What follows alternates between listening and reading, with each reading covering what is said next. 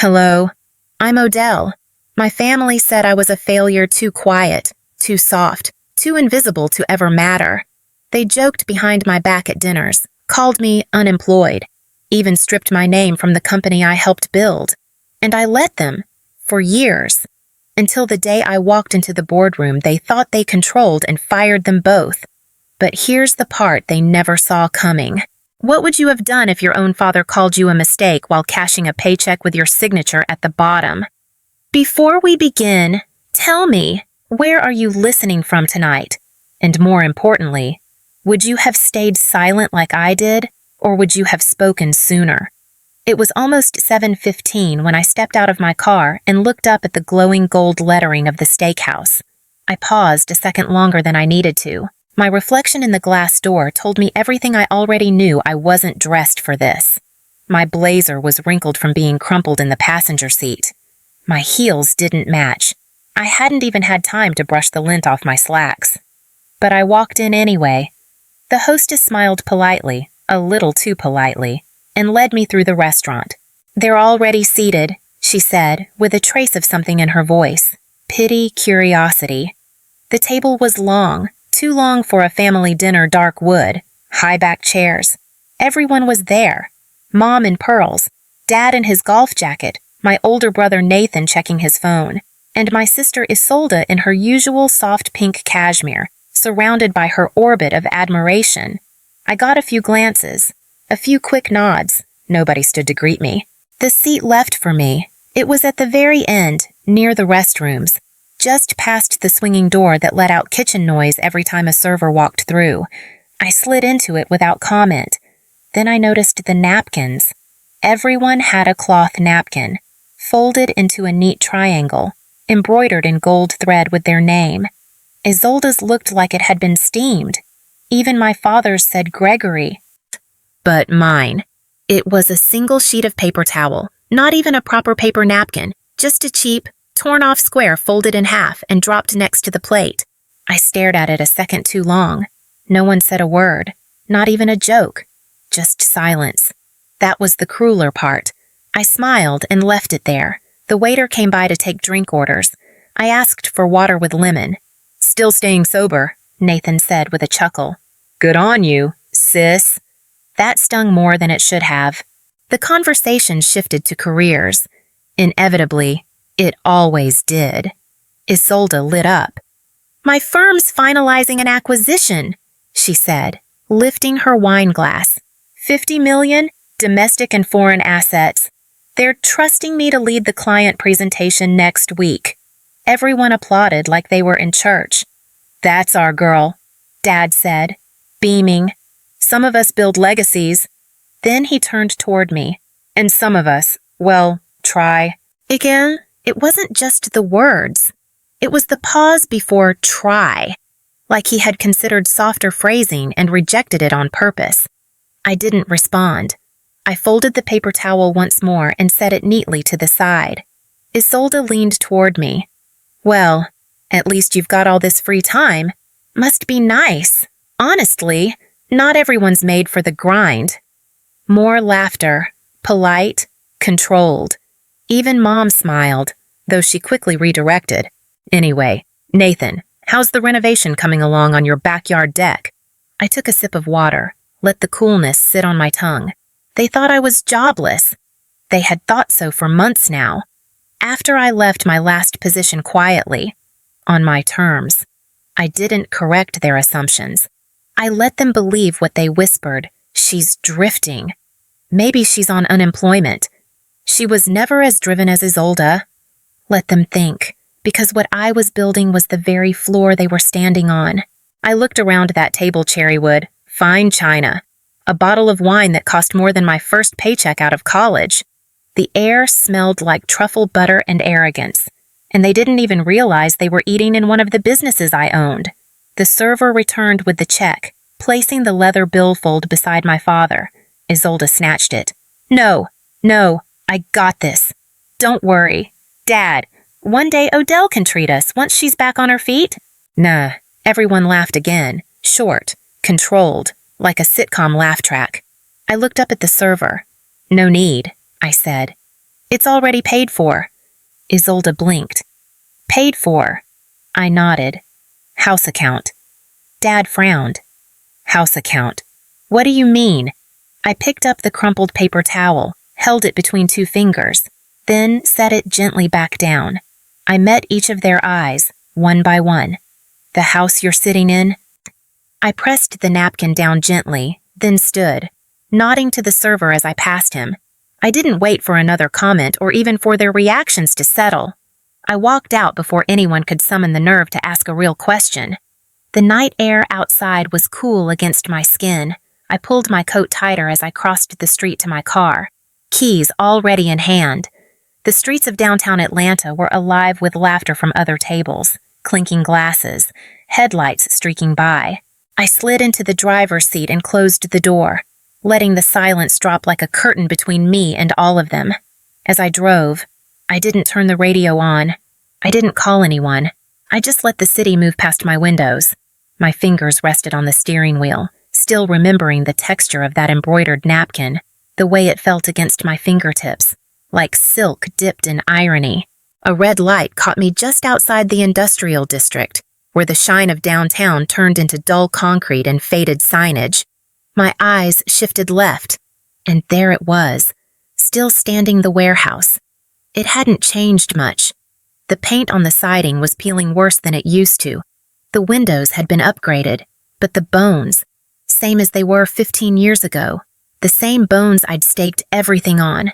I pulled over. The parking lot was empty at this hour, the kind of quiet that hums. I stayed in the car, engine idling, and let my mind rewind. That building had once been everything. When I was 23, I signed the lease with what little savings I had from tutoring and part-time gigs. The space was bare, just old cement floors and a leaky roof. But it was mine. I turned it into my launch pad. I had this vision logistics automation software that could track, optimize, predict delays before they happened. But I knew no one would take me seriously, not with my name, not at that age. So I created a fake consulting firm and used that name to pitch.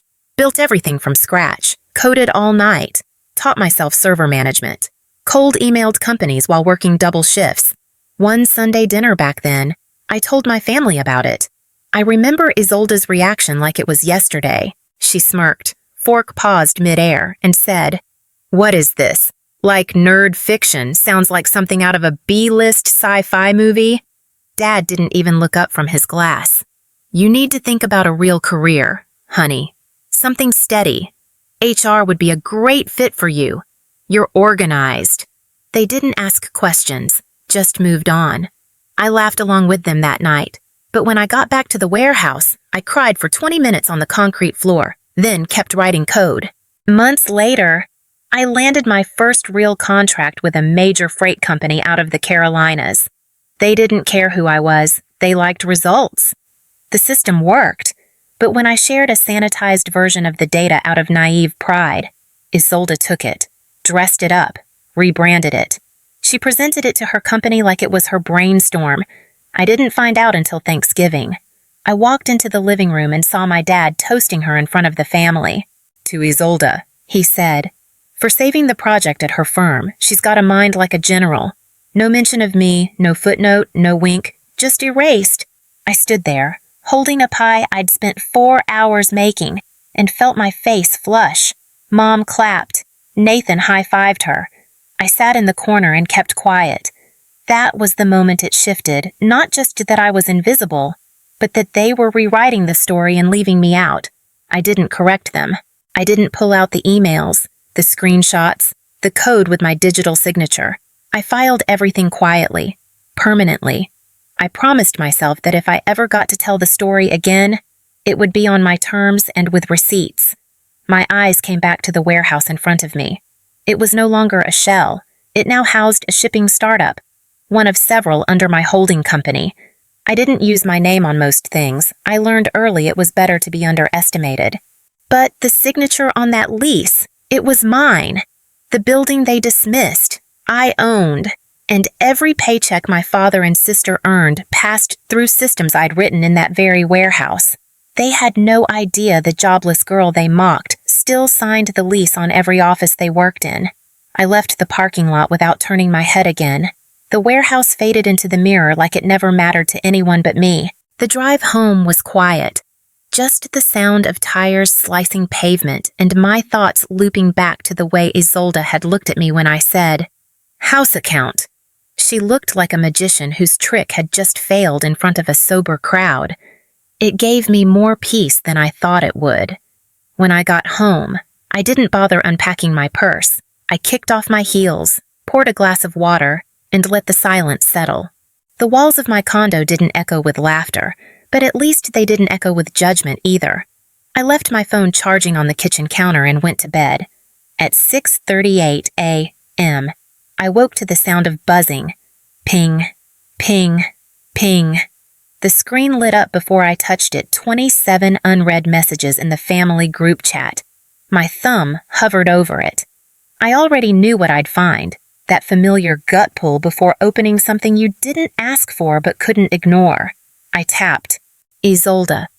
Was that a flex or a cry for help? Dad? She's always had a flair for drama. That's why she couldn't hold down a real job. Mom. Don't be harsh. She meant well. I think. Isolde. Or she's having another one of her breakdowns. The last word hit like a slap. Breakdown. That was the label they'd given me years ago, when I stopped attending Sunday brunch after working 80-hour weeks, when I missed a wedding because I was flying back from Seattle with a signed merger contract in my briefcase. Breakdown. My eyes didn't even blink.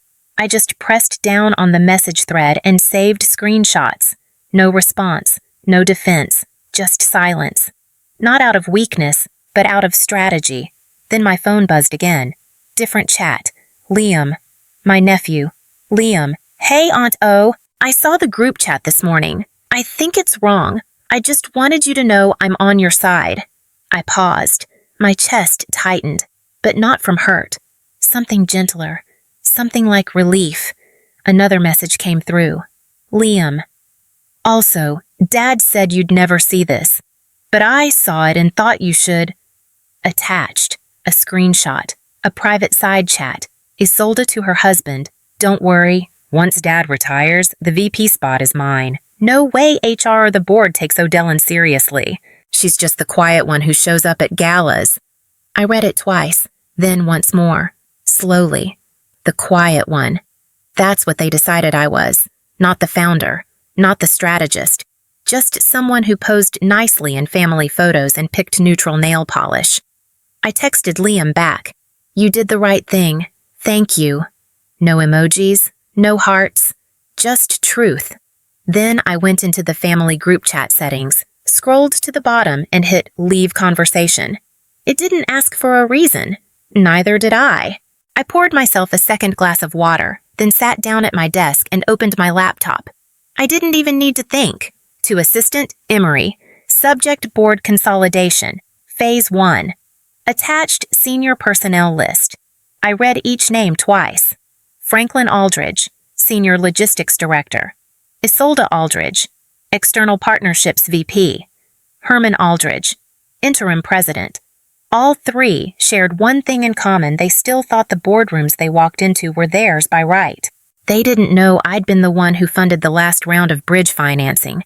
They didn't know that the holding company they answered to was me. And they sure as hell didn't know that by next Tuesday, their key cards would stop working. I didn't wait until Tuesday. By Sunday night, I was already at my desk. The city outside my window dim and settled, like the calm that arrives before a necessary storm. I leaned back, pulled my laptop closer, and opened a private browser window, one no one could trace. My fingers typed the access portal to Reynolds Human Capital, a consultancy firm known for its corporate culture rehabilitation. What most didn't know Reynolds was mine, quietly acquired years ago through one of the lesser-known subsidiaries buried in my portfolio. Subject Executive Division Culture Review, Immediate Initiation, to Julia Reynolds. Body Initiate, full audit of all staff under Franklin Aldridge and Isolde Aldridge. Anonymous complaint collection to begin within 24 hours. All findings to be routed through board compliance folder marked Phase 1. No signatures, no flags, Let the numbers speak. By Monday afternoon, the inbox for internal grievances began to flood. Some were only a few lines long. Others read like diary entries after years of being unheard. He tells us we're lucky to have a family-run firm, but we're not family. We're disposable. She called me grandma in heels in front of the interns. If you're not related to them, you don't get promoted. Once, during a holiday party, Isolde joked, "Some people age out of relevance and don't realize it." I was standing right there. I had just turned 50. I read them all. Not once, 3 times. Then each line scratched an old scar I thought had healed. They'd built a little monarchy inside something I designed to be fair, flat, and functional. And now that monarchy would collapse, brick by smug brick. Tuesday morning. I was sipping my second coffee when the internal notification dinged. Mandatory compliance review meeting scheduled. Isolde Aldridge. Time 11:30 a.m. Location conference room 3C. Assigned officer Amanda Roth. Senior consultant Reynolds HC. I didn't smile. I didn't need to. By 11:15, Isolde's heels echoed down the marble hallway. I watched through the opaque glass from my office as she walked in, chin high, lips pinched. 5 minutes later, my father barged into my workspace without knocking. "What is this?" his voice boomed. "Isolde just got pulled into some HR ambush. What the hell are you pulling here? Odell!" I set my coffee down slowly, the steam still rising from the rim. "It's a board initiative. You know how everyone's talking about transparency these days?" He glared at me like I'd slapped him. "You think this is funny? You really think putting your own sister under a microscope is the way to prove yourself?" I folded my hands calmly on the desk. "I think it's overdue, but you're welcome to file a formal objection. That's how process works now, not hallway tantrums." He looked like he wanted to throw something, but there was nothing in reach that wouldn't make him look ridiculous. He stormed out the door. Didn't quite slam, but the tremor in the frame stayed with me. That afternoon, I sent one last directive to Emery, my legal aide and one of the few people in the company who knew exactly who I was behind the curtain. "Leave the folder on the VP conference table. No explanation. Label it Preliminary Findings Ethics Concerns. Make sure it's the kind with the red tab. No signatures, no commentary, just presence." That night, the rumors started spreading before the folder was even opened, and I knew that was the point. If they thought this was personal, wait until the board finds out what they've been hiding. I didn't sleep much the night before the anniversary event. By the time sunlight slid across the hardwood floors of my condo, I was already dressed navy silk blouse, dark slacks, hair in a neat bun. Nothing loud, nothing that begged attention, just clean lines and quiet presence, the same way I'd built everything they refused to see. The elevator ride up to the rooftop garden felt longer than usual. I could hear chatter above, faint strains of music, light jazz. As always, my heels clicked against the tiled path leading to the reception, but no one turned. Not one head tilted to acknowledge me. It was easier that way. Maybe. Rows of white chairs faced a stage trimmed with gold and navy drapery. Screens flanked both sides, looping a slideshow of the company's journey through time. I found an empty seat near the back, not too far, not too close, and crossed my legs slowly, letting my eyes scan the screen. My designs were there, the interface I built at 23, the mock-up I coded in that dusty warehouse when I still believed they'd be proud. But under the images, bold white text, Strategic Initiative by Franklin Aldridge and Isolde Aldridge. I didn't even blink. The montage ended. The CEO took the stage. Some board members followed. Applause. Polite chuckles at old office photos. Then came the microphone exchange, and my father stepped forward. He hadn't aged much in the face, but his voice had grown even more confident. Like decades of being applauded had molded it deeper. "I want to thank everyone for being part of this legacy," he said. "It's not every day a family gets to build something that lasts." He paused for effect, smiling down at the rows of employees. "And I especially want to thank my daughter, Isolde, for her strategic brilliance, her vision, and her leadership during the company's growth years. Polite applause again. Isolde gave her best modest smirk. Then he glanced toward the back, where I sat. And to my younger daughter, Odell, I know you're still trying to find your place. Keep going. He chuckled lightly, like it was meant to be encouraging. Someone near me made a soft "ah" noise. Someone else laughed, not cruelly, worse, like they pitied me. I stood. I didn't rush, didn't stumble. I walked down the side aisle and kept going until the air changed, until the music and clapping were far behind me. I pushed open the heavy double doors, stepped into the lower courtyard, and finally exhaled. Keep going. I sat on the curb in my suit, just far enough from the party to be alone, but not so far I couldn't hear the echoes of their celebration. That line. It wasn't just a dismissal. It was a summary of every interaction I'd had with them for the past 20 years. Still trying to find your place. As if I'd been wandering, not building. I stared at the fountain in the center of the courtyard. The water trickled softly. Above, string lights blinked into early evening. I thought about driving home, packing a bag, and disappearing. I had the funds, the silence, and the anonymity, but just then, a voice broke the stillness, near the stone archway where two corridors met. A young intern, Kayla, I remembered her name, was being scolded by a middle-aged executive. I told you, you don't just knock on a VP door during a logistics meeting, he snapped. There's a chain of command. You're not at college anymore. Her face crumpled, but she nodded. She'd been the one who asked me last month about vendor integrations. Bright eyes, fast learner. Now she turned and walked away, hugging a file folder like armor. I watched her go. I saw myself the same walk I used to make back when I had ideas and no one cared. Back when I got mocked for asking irrelevant questions in rooms I wasn't invited into. Back when I thought maybe they were right. I looked at the lights again, and I clenched my fists. I'd let them take credit, take space, take my name. I'd let them box me out and convince the world I was still figuring things out. But not anymore. Not after tonight. I stood slowly, brushed the dust from my pants, and turned toward the hallway that led back inside. If silence made them bold, then maybe it was time they heard my voice. If silence made them bold, then maybe it was time they heard my voice. Monday morning arrived with a deceptive calm. The skies over Midtown were a pale stretch of gray, and the city buzzed with its usual oblivion.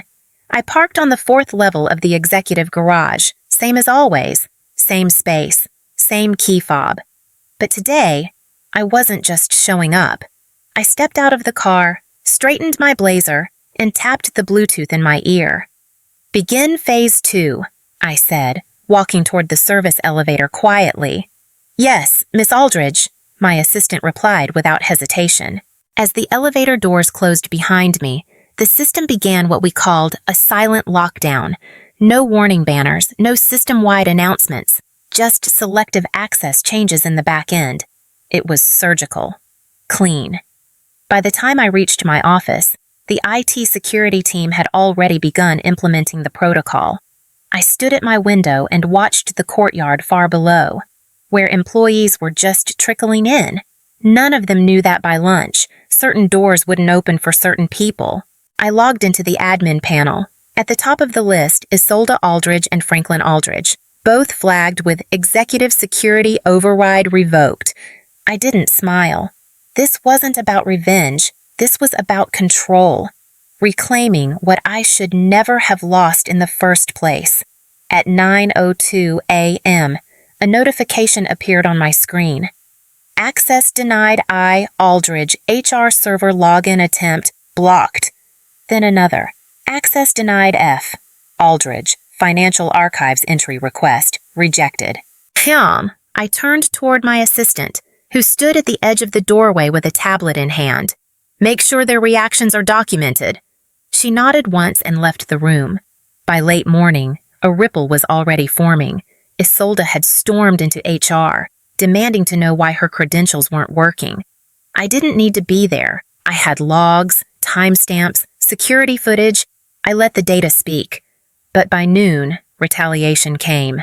My phone buzzed with a flagged message from Internal Affairs, urgent possible character defamation attempt. Attached was a PDF, unsigned and anonymous, suggesting I had manipulated performance reviews out of emotional instability. It was laced with concern, the kind that hides its claws behind words like unfit and erratic behavior. The file's metadata told me everything it had been created the night before on a device registered to Isolda's assistant. I'd seen that laptop's IP address before. It was used to prepare her quarterly reports. Sloppy. I closed the file and stood. I didn't need a meeting, I just needed a hallway. She didn't see me coming at first. Her heels clicked fast down the corridor, chin high, face tight with false calm. When she noticed me, she hesitated, but only for a second. "If you're going to leak fake documents," I said, my voice even, "at least encrypt them better." She blinked, then narrowed her eyes. "You're just bitter Dad didn't choose you." "Did he choose you?" I asked. "Or did you just talk louder while I was building everything you stood on?" Isolda tilted her head. "He never saw you as a leader, Odie. He never even saw you as competition." I took a step closer. "No," I said. "He never saw...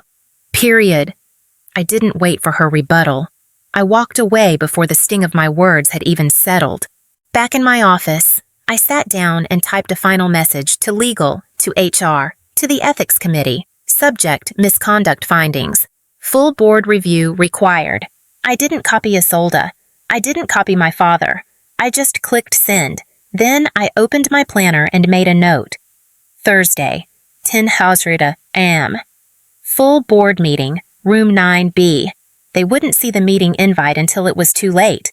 By the time they realized the meeting wasn't optional, the boardroom door had already locked behind them.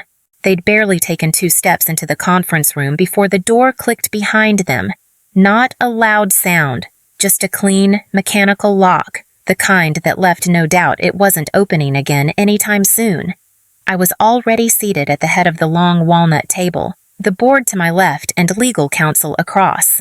No one said anything. The silence did the work. My father frowned. "What's this?" Isolda's stilettos slowed as she glanced at the room, eyes darting from one face to another. "Another compliance check," she asked, forcing a half smile like it might still charm someone. I motioned calmly toward the frosted glass behind them. "The doors are sealed for confidentiality. You'll want to sit." They hesitated, then took seats heavily. The chairs scraped like warnings. I leaned forward slightly, voice even. "Let's begin." I passed a stack of folders to the board secretary. One by one, the members reached for theirs, flipping open the covers. Inside incorporation records, transfer memos, shell company diagrams, and then, the real surprise, my name, majority shareholder. Silence swept the room like a cold wind. My father's jaw clenched. "This is nonsense." "Is it?" I asked, tilting my head. "Because the Secretary of State's office in Delaware seems to think otherwise. So does your signature. Right there." I pointed. "Transferring Class B shares to a firm I happened to control." He flipped through the pages faster now, hands trembling just slightly. Isolda hadn't moved. Her fingers hovered over the folder's edge like it might bite. "This is a trick," he muttered again, more to himself than anyone else. "No," I said, voice steady. "This is history. Yours just didn't include me." The air felt dense, still. You could hear breathing, shuffling paper, nothing else, until I reached into the side pocket of my blazer and pressed a slim black remote. "Let's review culture," I said. A speaker in the ceiling crackled to life, then voices. First, unmistakably. "Half the team's coasting. If you're not family, you don't get a say." Then laughter. Her father's voice cut. "The women out of the room. You save time on the back and forth." A board member stiffened. Another looked down at the table, blinking rapidly. I let it play for another 10 seconds. Then I clicked pause. "Those were captured 3 months ago. Your quarterly off-site, drinks and all?" Someone cleared their throat. I believe the board has applauded the wrong people long enough. I said, let's take a closer look at what you've really been clapping for. More shuffling. The legal advisor at the far end opened his own folder and pulled out a memo. These statements, and others compiled during our investigation, he said, appear to violate the company's ethics charter. The breaches, when paired with share manipulation and suppression of rightful credit, trigger mandatory contract review under Clause 14. Isolde's face had gone pale. My father leaned back, no longer speaking. That, perhaps, was the loudest sound in the room. The chairman folded his hands. Mr. Aldridge, Miss Aldridge, he said slowly, your resignations are expected before close of business today. My father opened his mouth, then closed it again. Isolde's voice cracked. You can't do this. See, I stood, straightened my blazer. You wanted to erase me, to protect your illusion of power, I said, looking at them both. Well, now you'll be erased from the very thing you tried to keep me out of. Then I turned, walked to the door, and nodded once at the assistant waiting outside. The lock clicked open behind me. They had written me out of the company history, so I rewrote the ending. The boardroom air still clung to my clothes when I got back to my office. I didn't sit. I didn't exhale. I walked straight to the window, pulled back the blinds, and stared out at the city skyline like it owed me something. Then I turned back, tapped my assistant's number, and said only this, release the statement. 20 minutes later, the press release was everywhere. Headlines read like thunder. Company to undergo major reform after internal ethics shakeup. New leadership declares zero tolerance for discrimination and nepotism. My name was on it. For the first time, without disguise, Odalyn Aldridge. Hundreds of emails and messages poured in. Former interns, current managers, retired employees, especially women, reached out. Some wrote full paragraphs of thanks. Others simply sent 2 words, thank you. It was overwhelming and humbling and long overdue. I scrolled through the mentions online, and then I saw it a side-by-side photo posted by an ex-employee I barely remembered from the early days. One photo was old, faded, our original founding team standing in the warehouse. All of us grinning in jeans and t-shirts. I was near the back, half obscured by a folding table. The other photo, a cropped version from the same day, but this time with me in the foreground, centered. The caption read, "She built it. They just stood in front of it." It hit harder than anything I'd planned. The post went viral within hours, and with that virality came the desperation. Isolde and my father went live that evening on social media, sitting side by side on a beige sofa, trying to look candid. Her makeup was perfect. His tone was performative. "She's been planning this for years," Isolde said, voice almost trembling. "This wasn't about justice. This was revenge." My father followed up with, "Odell was always sensitive. She struggled to take feedback. We love her, but she's been twisting this narrative to hurt the company we all built together." I didn't flinch. I didn't post a rebuttal, but others did. Screenshots from internal emails surfaced, leaked anonymously. Whistleblowers came out of the woodwork. Former employees shared stories: unfair demotions, snide remarks, exclusion from key meetings. Patterns emerged. The comments under their video turned against them within an hour. One woman wrote, "I got laid off after I told HR Isolde mocked my stutter. Guess she was strategic about that too." See, another posted, "I was told not to dress too ambitious by her father. This is karma in real time." I watched it all unfold silently. Then I recorded one short video. I sat at my desk, no lighting crew, no makeup, just me and the lens. "I don't believe in takedowns," I said, "but I do believe in truth. Success built on silence is fragile." I was silent long enough. I didn't include hashtags, no music, no editing. That clip did more than trend. It resonated. Our company stock, which had dipped earlier that week, stabilized, then climbed. Investors appreciated integrity more than denial. And amid it all, something unexpected happened.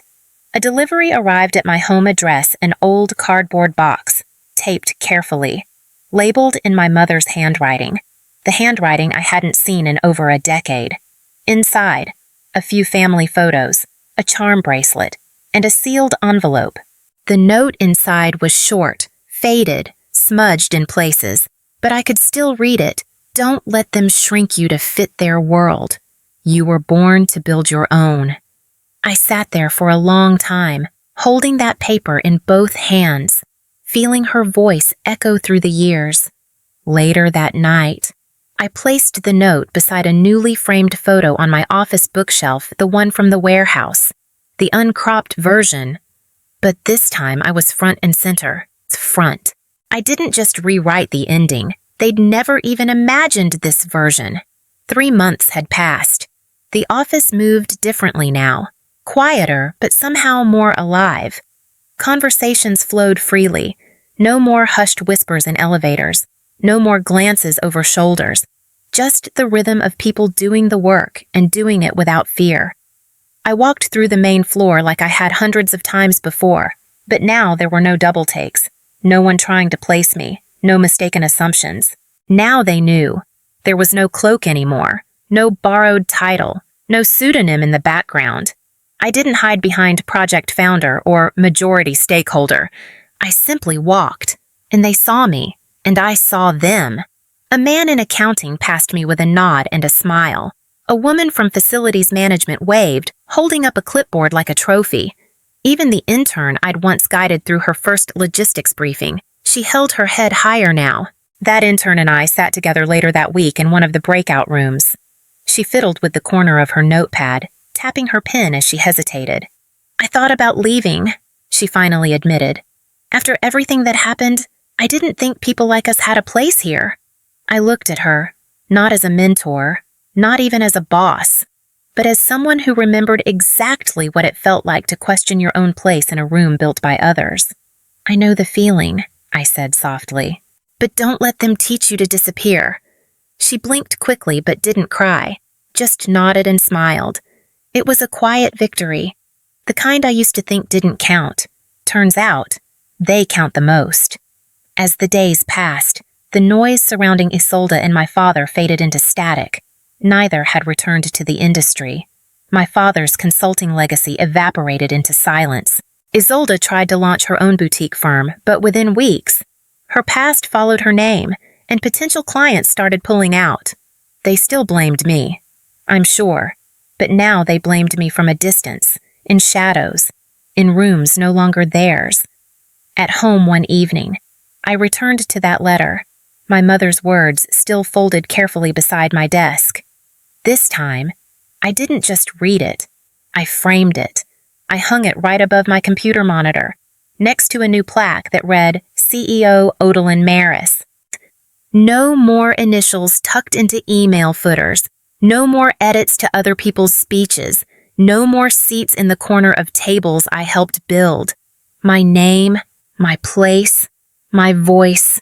There was a quiet peace in those mornings now. I'd arrive before most, slip into my office with a fresh coffee, and pass through the lobby where everything started. That same lobby where years ago I'd sat waiting for an interview, wearing borrowed heels, gripping a resume no one would ask for, while a receptionist glanced right through me. Now, etched into the glass behind that same reception desk, stood a quote. Not a tagline, not a mission statement, just a simple truth. Some of us don't raise our voices. We build rooms where everyone else finally can. Visitors paused when they read it. New hires snapped photos. And I'd pass by. No applause, no announcements, just presence. That was enough. They had written me out of the company history, so I rewrote the ending. And as for the frame they tried to stuff me into, my family tried to shrink me, but I wasn't born to fit their frame. I was born to build new ones.